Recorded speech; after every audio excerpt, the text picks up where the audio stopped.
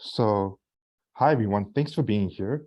Um, I know this is a kind of tumultuous time at Princeton. Everyone's trying to wrap up the end of the semester, end of the year events. So it's great that everyone could take the time to be here today. We have a great presentation, and I'm also really happy to see a lot of names from outside the Princeton community.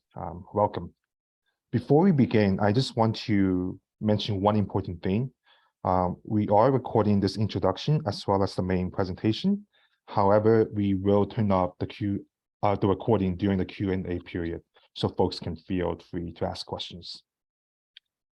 My name is Michael Zhang, and I am one of the principal investigators of Museumverse. Museumverse is a working group funded by the Humanities Council of Princeton University. Our mission is to explore and integrate emerging digital and virtual technologies in humanities research, education, and exhibitions.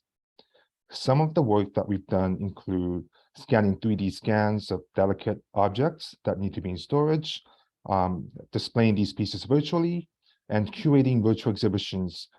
And we are particularly interested in the research potential of VR, for instance, in reconstructive history. Reconstructive history is something that Jeffrey U. Warren, an artist, community scientist, illustrator, and researcher, aimed to do in his installation, Seeing Providence Chinatown.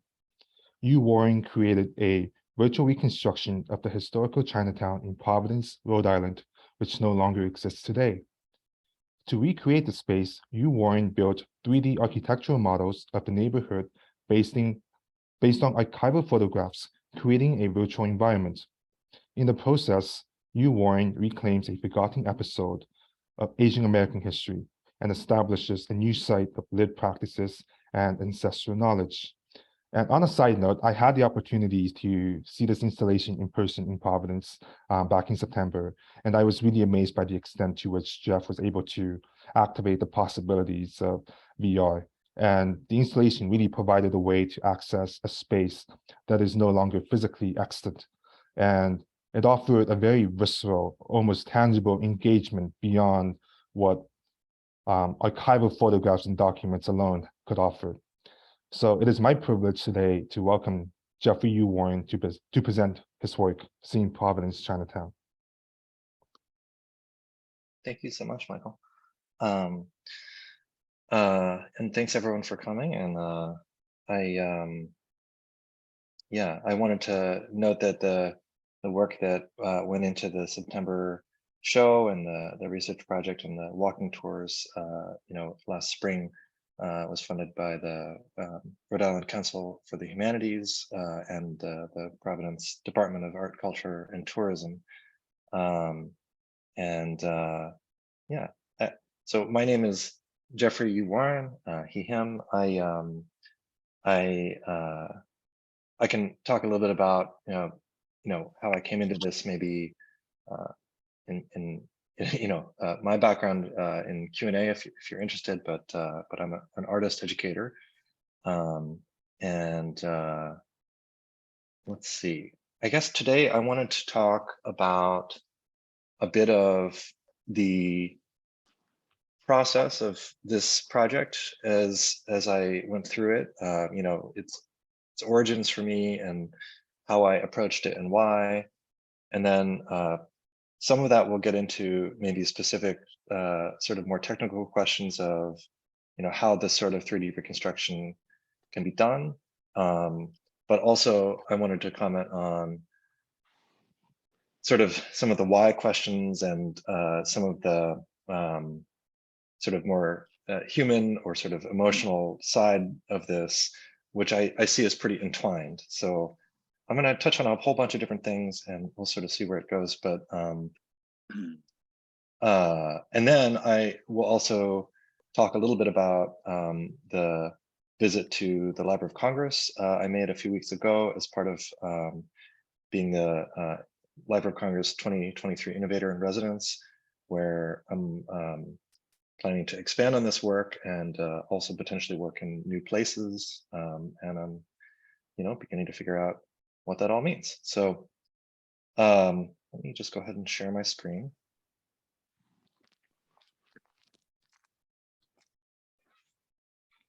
All right. You can see that all right still? Excellent. Okay, so I guess going back to the beginning of this for me, I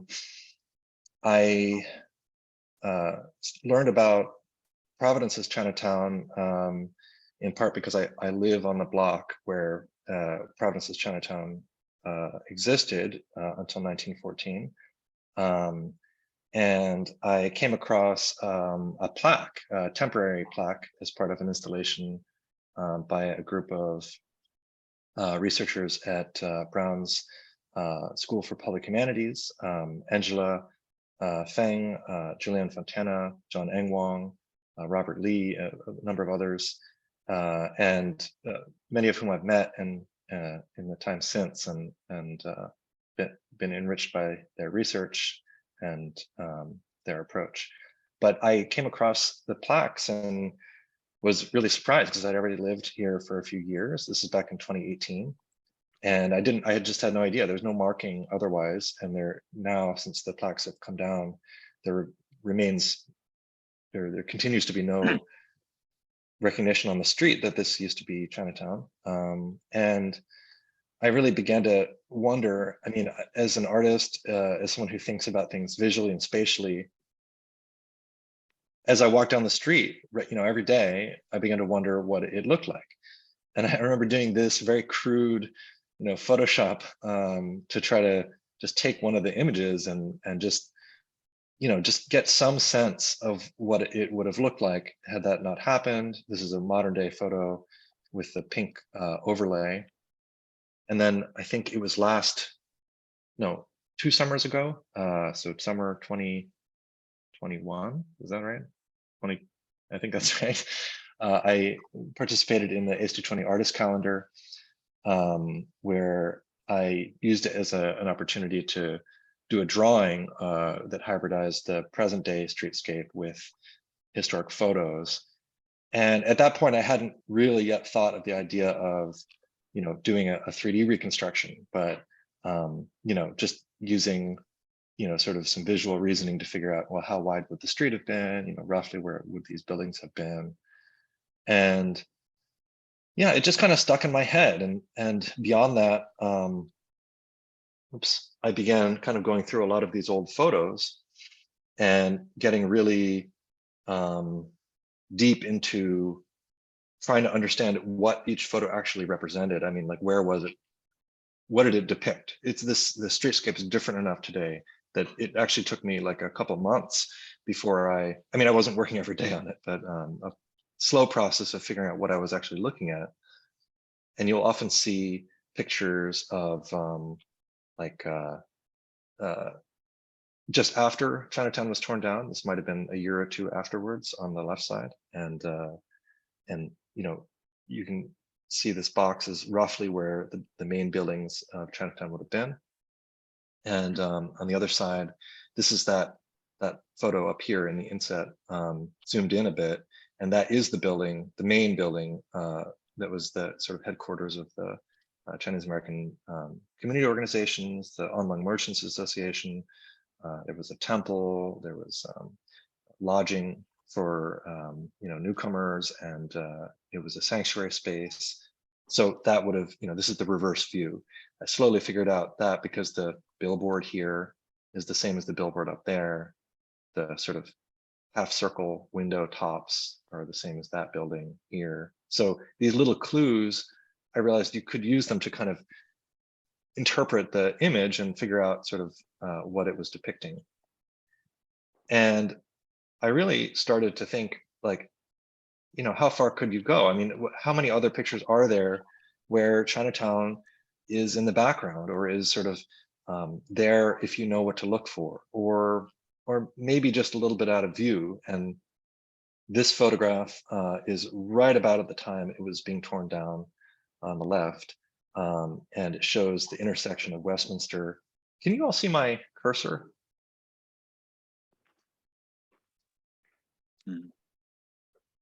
Yes? That's a yes. Okay, thank you. All right, I'm not sure if I'm just gesturing and no one's seeing. Thank you. And this crowd here sort of, I don't know, they're looking at a parade perhaps, but they're looking, in at this Empire Street, which at the time was very narrow. It was kind of an alley.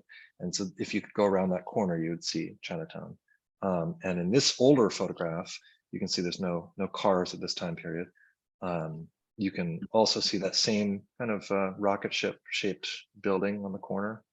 And if you could go around that corner again, you would see it. And that really began to be a pattern. I started to think, maybe I'm actually mapping a negative space, there are so many photographs, but it's always just around the corner. And again, that's that same corner, another parade, where if you could just go a few steps forward and turn left, you would see Chinatown.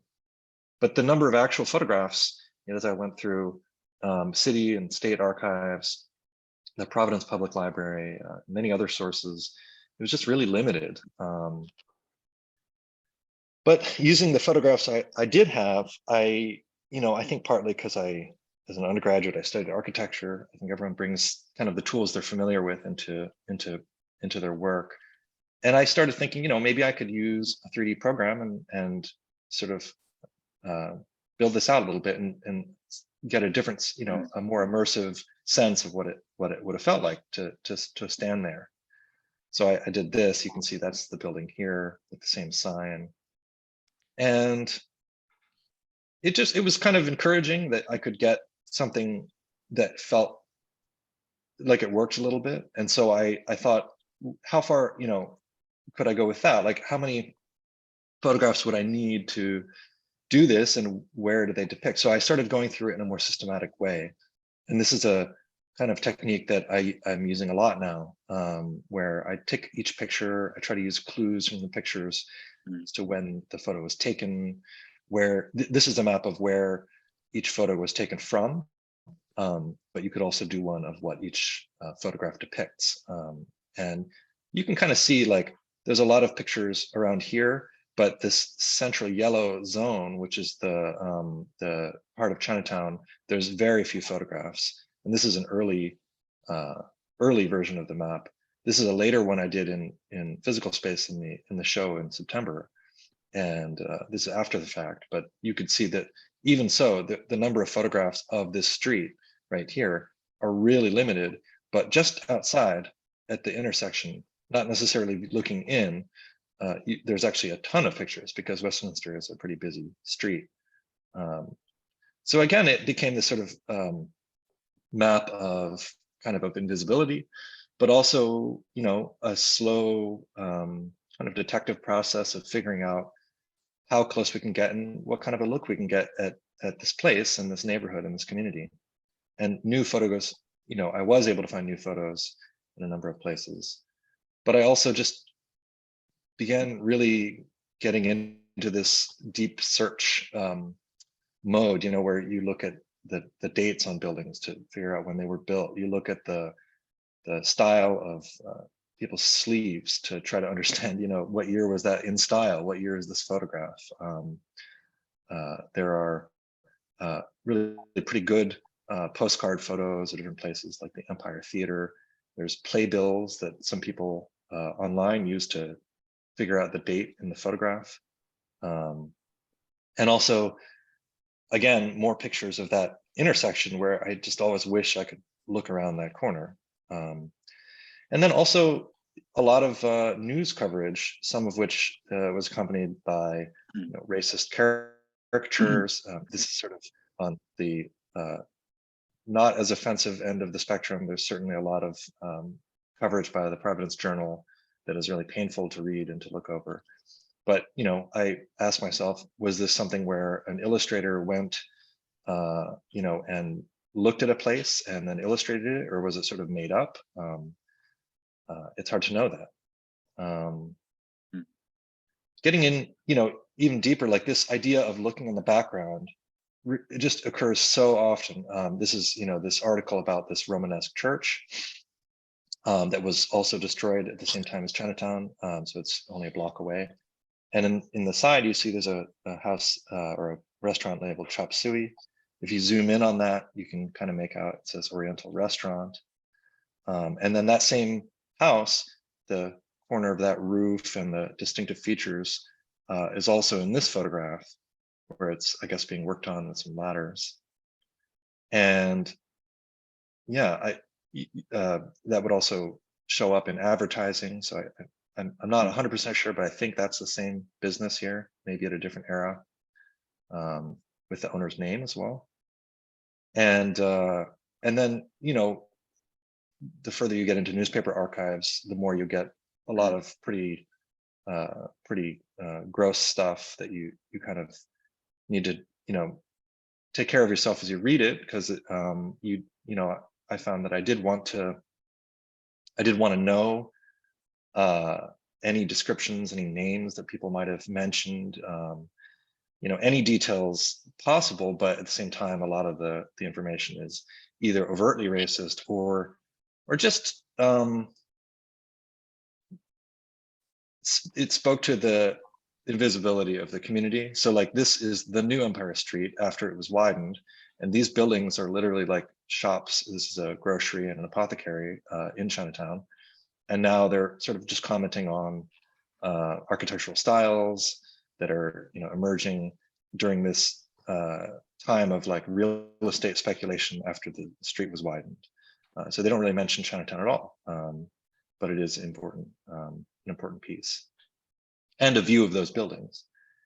I met John Engwang, who was one of the team at Brown, who did a lot of research in 2018 that I continue to rely on, and John has really become like a mentor for me, and we have a shared passion for this research. And last year we went to the Hay Library at Brown and pulled the originals of the Providence Journal to get better scans versus the microfilm versions that are online, and to dig through and try to find more pictures and articles.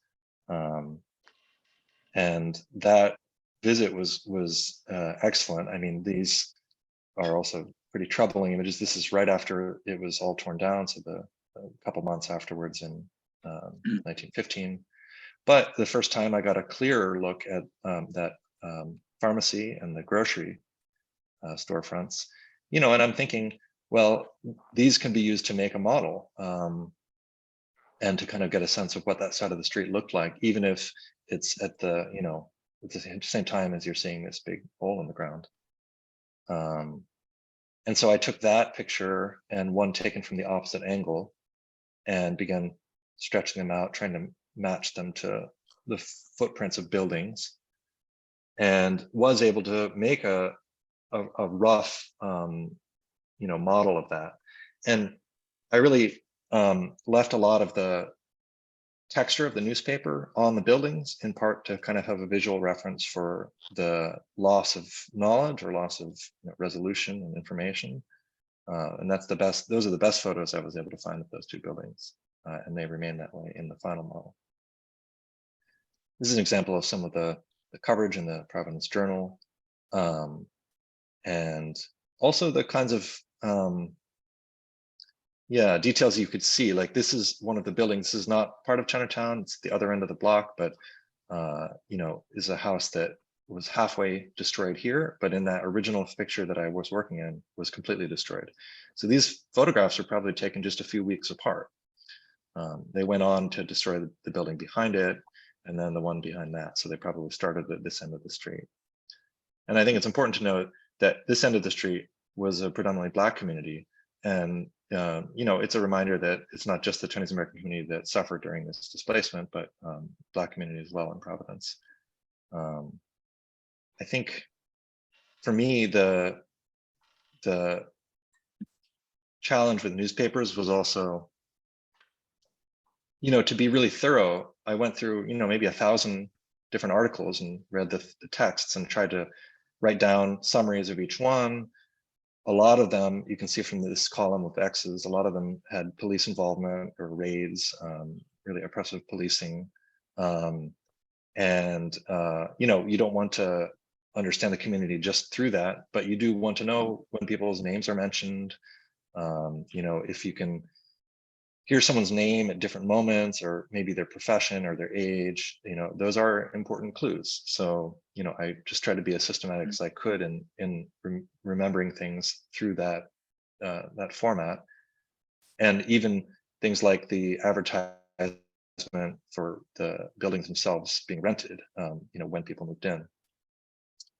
And here I really relied a lot on, work and writing by Sadia Hartman, and also Jamil Boui in a relatively recent New York Times article, where they talk about the limitations and the problems with relying on this kind of information and this format, the sort of ledger, the sort of bureaucratic knowledge, and they're talking about the transatlantic slave trade and the possibility or impossibility of understanding things in human terms if those are the only sources of knowledge. And so, it's something I take really seriously. I do think that there are places where you can see things, even in the text and the numbers, but also, every once in a while you get a glimpse, like these is the front of house in a Chinese restaurant. It doesn't say, presumably it's in Providence. And then also the kitchen. And, these were not pictures that I had known about before visiting the library, the Hay Library, and were pretty precious. This is kind of like a very familiar place. I spent a lot of time in the kitchen, and this is like, yeah, it's a glimpse of something a little bit different than what is usually being covered in the journal in this period. So the level of detail you can go into is really pretty amazing if you have a very good photograph. I wish I had a photograph this good, and I continue to hope to get access to the Providence Journal photo archive, where I think some of them might exist in the originals. I just wanted to note, like, here are people. This is about a block from Chinatown, so not part of Chinatown, but you can see people stacking bread. You can actually see them in motion. And you can even, this is where maybe I was just watching like too many movies or something, but I was thinking, could I see a reflection of Chinatown in the windows? This position of this building is almost right for that. And you do see a little sign here, is that a building in Chinatown? And I tried reversing it and trying to read that sign. I've gotten fairly good at reading these signs, but I can't really make that one out. But, maybe it was one of these signs. This says East India Tea, but that was not a Chinese-owned business as far as I have been able to tell. I think everything is still around that corner. But I'm surprised sometimes how much you can get out of these old photos. And then, all right, so to the 3D reconstruction, to make a model of a building, you need some images that are flattened out, like these facades. And how do you get them? Well, there's a process of, in Photoshop, going and clipping out the facades. And I'm always a little surprised at how flat of a facade picture you can get from an angled photograph, but it's not that hard actually. And then once you get them flat, then you build a simple box and you begin to map them onto there. And in some cases you add some more detail, like maybe you can add a cornice or a ledge or some window outlines. This is in SketchUp, and you can see I'm working on top of a property map. And then, for some buildings that are really distinctively shaped, I would try not to get too complex, because I want it to be an interactive, or I wanted it to be an interactive space, so you can't do really complex 3D forms. But beginning to map these textures onto different sides of the building. And in some cases, for a really important building, I had a photo only of one side. The other side was too shaded. So I used pieces from one side of the building at a pretty good resolution to try to rebuild the other side of the building as well as I could, assuming a lot of repetition of architectural features and things like that. Now, this is pretty labor intensive, and it is speculative in some sense. So I'm not sure how much I recommend it, but I wanted to see how far you could go with this sort of approach. And you also see places where just a flat front works perfectly well. You know, this is just from that postcard I showed before. And it just goes onto a pretty much just a simple cutout. I didn't bother with the sign. And then the tailoring shop, you can see I didn't have the other half, so I just mirrored it. You know, it's okay. I think people understand that I'm implying that it's a fairly symmetric storefront, you know, and it sort of reads fine without making anything up, and it sort of signals what is missing. And then once I got enough buildings, I started to try to work on sort of the ambient feeling of being in a place. When I think of memories that are particularly powerful, I often think of sort of moments and particular weather, like the feeling of being in a city during a snowstorm, or things that really stand out in my memory, and to see whether it was possible to evoke that kind of feeling about a place through the sort of ambient effects and the lighting, a little bit of fog, things like that in a space. And I think this gets at this question, like, what kind of project is this that I'm doing? It's not a precise historical reconstruction that I'm going for. I'm not a historian. I'm not an archivist or an archaeologist or something.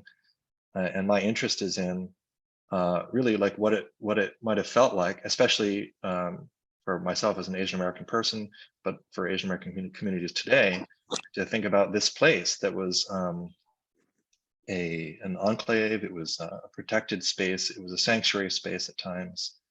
And it was a place where, from what I understand from the history, people could kind of get away to on a Sunday, catch up with friends or play cards or, hang out. And so what kinds of treatments of this space as a designer, in a sense, or as a reconstructor, can I evoke through different effects like lighting or atmosphere?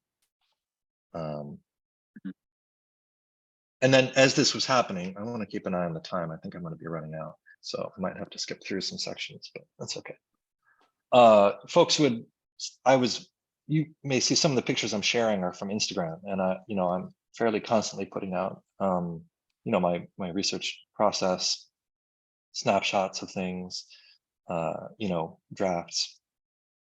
And it became a kind of a public conversation. A lot of times people would really follow along and comment, and then people started just sending me photographs and sometimes whole Google Drives of imagery, and amazingly new views that I hadn't previously seen. So that house that was halfway destroyed, suddenly I had a photograph of the whole building and other buildings down the street on a rainy day. I don't know if that's snow on the roof or what.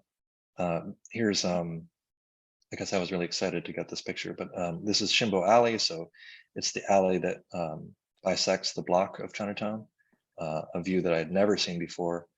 And the end of the alley is, overlapping some other photos I have, really detailed pictures. This is artificially colored. I didn't do that, but the person who sent it had done it. So this is probably not actually mossy. It's just the artificial intelligence, not sure how to colorize this dirty ground here. This is Chapel Street, behind Westminster Street. So the back of the Empire Theater, and the back of that Romanesque church, Central Baptist Church. And then this building was at some time a boarding house and I think a laundromat, and part of an earlier phase of Chinatown. That same building is here in another photograph where all of these buildings have been cut open to make space for the road. And this is a kind of a disturbing photo. You can see, into some shops and things. I think this had by that time become a prop storage area for the theater, and the residents and the shops here had already been displaced by the time they cut the building open. And then, photographs like this, really interesting, mysterious. Kate Wells, I think, is present at the meeting, not to call you out, but from the Providence Public Library, who shared this photograph with me. And it's one of the only photographs, you notice, I've had very few with people. This is one of the only photographs of, residents of the Chinatown or in the Chinese community at the time.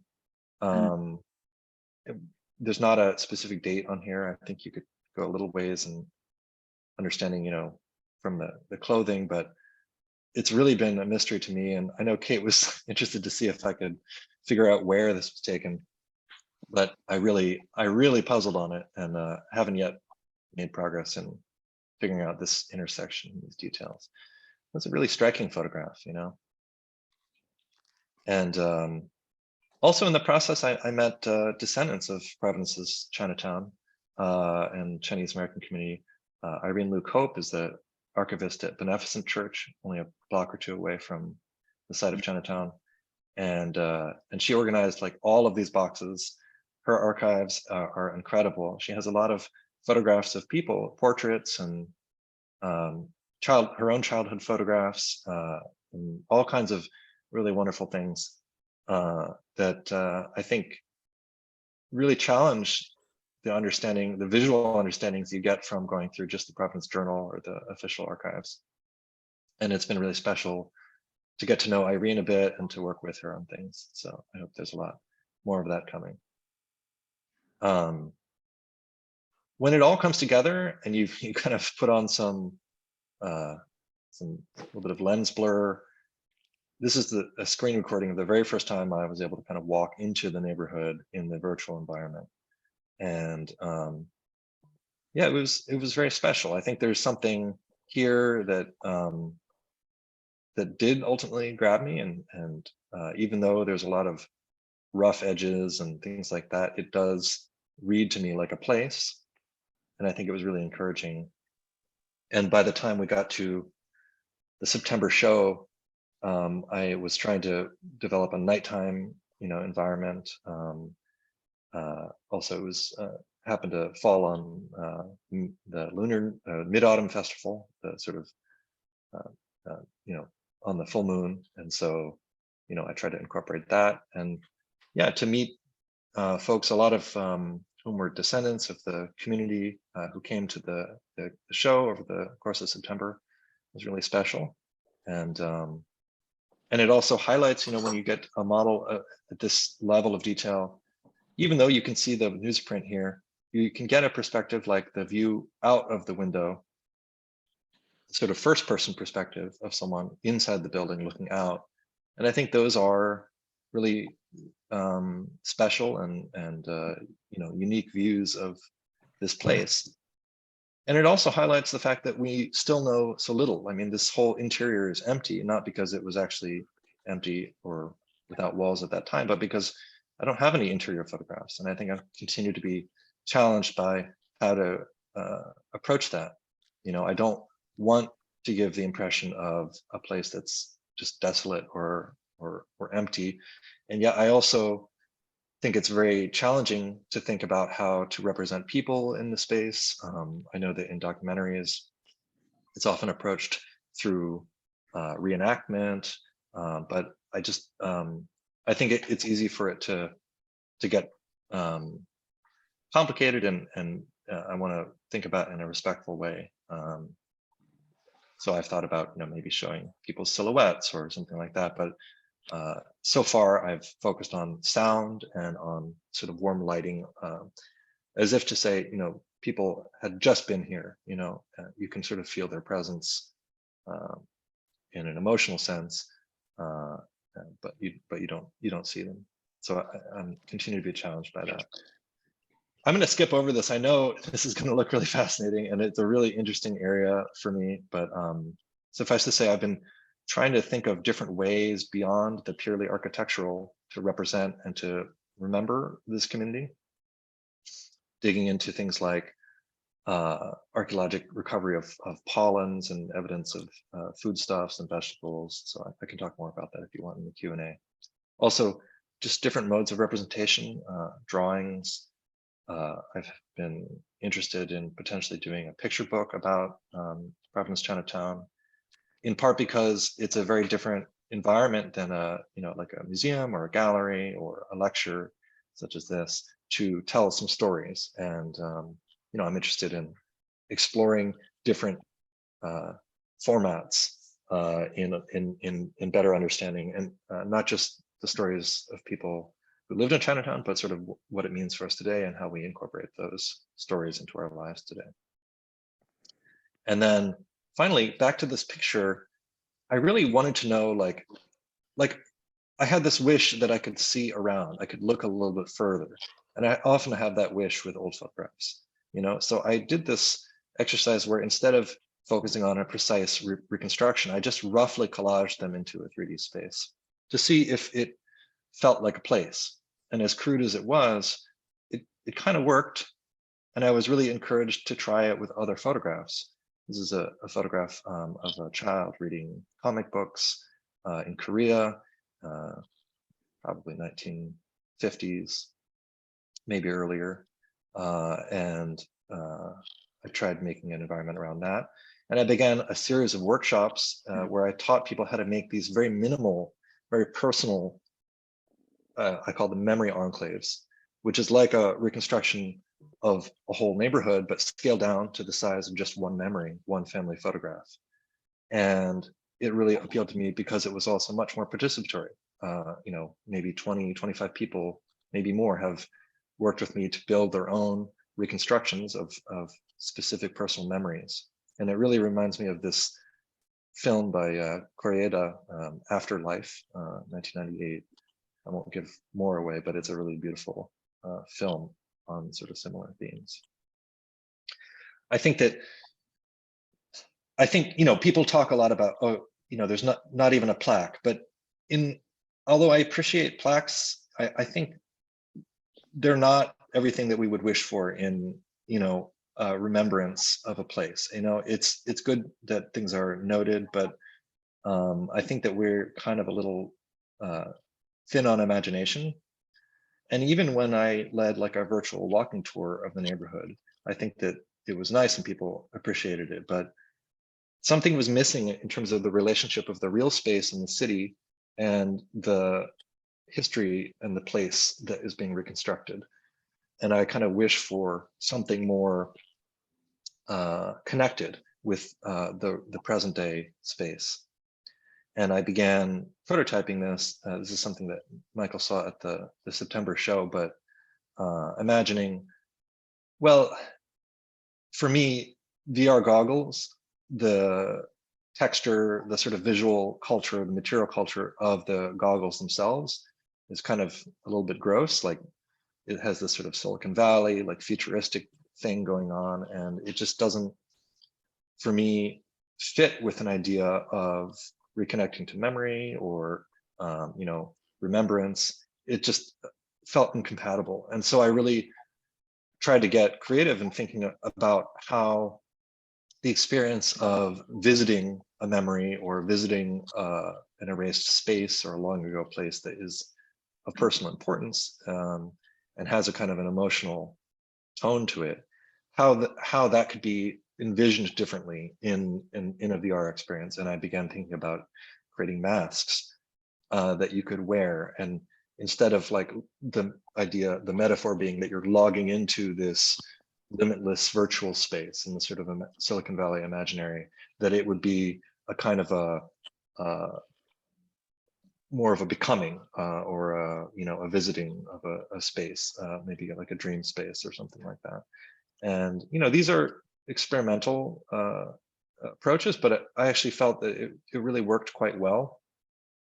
There's a playfulness to it and a creativity to the crafting of the mask itself. And in November, end of October, I worked with artist and friend Ann Chen at Culture Hub in New York to do a week-long workshop series where we projected these memory enclaves large enough, full size, so you could actually stand in them as a group, but we also developed more masks, and each participant created not only a memory enclave around a personal or family photograph,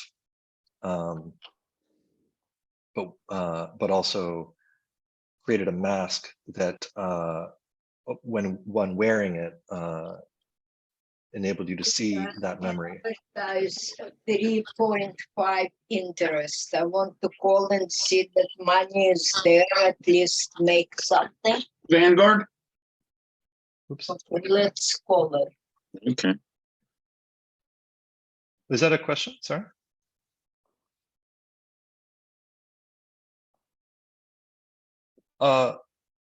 If you, maybe that was just someone with their mic on. Sorry, Yeah, I looks just like there closed was my an window. open mic somewhere. Let me just go back in I there. just muted everyone. Yeah, no problem. Yeah, so I was really surprised and you know, grateful for the kind of creativity that participants brought to this idea and the kinds of masks that they created. And then I just wanted to wrap things up by talking about the Library of Congress residency that I'm involved in this year, starting which I started in October, and my November visit to the Library of Congress. Mainly, you know, although I was really looking for to kind of map out like what are the resources available at this, you know, very large library and collection. I also just came across so many incredibly beautiful photographs of life in different Chinatowns around America,